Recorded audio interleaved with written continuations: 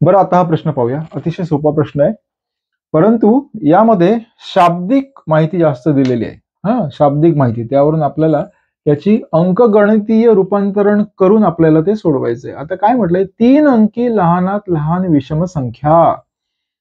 3 अंकी संख्या किती म्हटली? 3 अंकी, 3 डिजिट्स.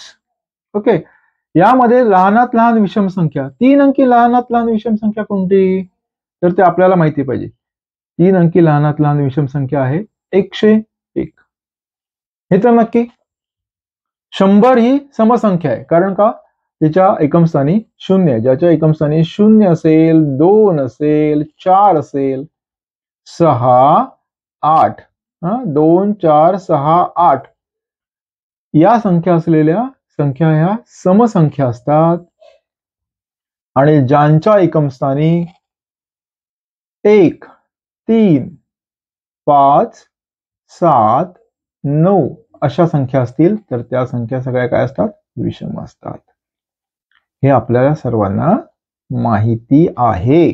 आता सर्वात लहान विषम संख्या 101 आलं. व 2 अंकी मोठ्यात मोठी समसंख्या कुठली बरं?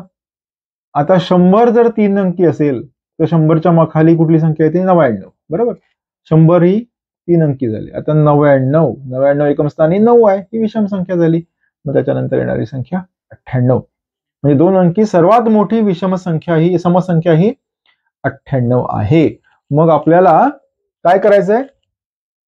3 अंकी लहानात लहान विषम संख्या व 2 अंकी मोठ्यात मोठी समसंख्या यामधील फरक. 2 संख्यांमधला फरक काढण्यासाठी आपण काय करतो?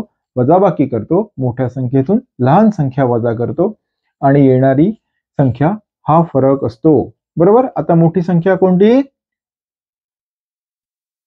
3 अंकी लहानात लहान विषम संख्या कोणती? 101. 101. आणि 2 अंकी मोठ्यात मोठी समसंख्या 98. आता आपण यांची काय करणार? यांची करणार वजाबाकी. आता 11तून 8 गेले, किती राहिले? 3. ओके, 9 आणि 1 10, 10तून 10 गेले 0. खरं तर वजाबाकी करण्याची आवश्यकता नव्हती, तोंडी पण सोडवून हे गणित आलं असतं. फक्त काय फॅक्टर्स आहेत ते लक्षात घ्या. एक म्हटलंय 3 अंकी लहानात लहान विषम संख्या. 3 अंकी लहानात लहान विषम संख्या तुम्हाला डिसाईड करावी लागेल, निश्चित करावी लागेल.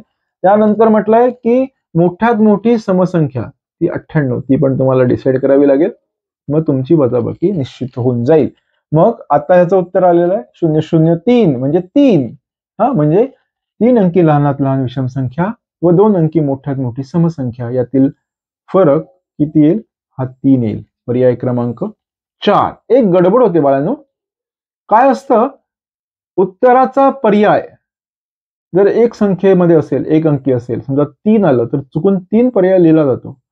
नाही, इथे पर्याय क्रमांक 4, कारण 3 पर्याय हा 0 आहे. पहिला पर्याय 5 होता आणि दुसरा 7 होता.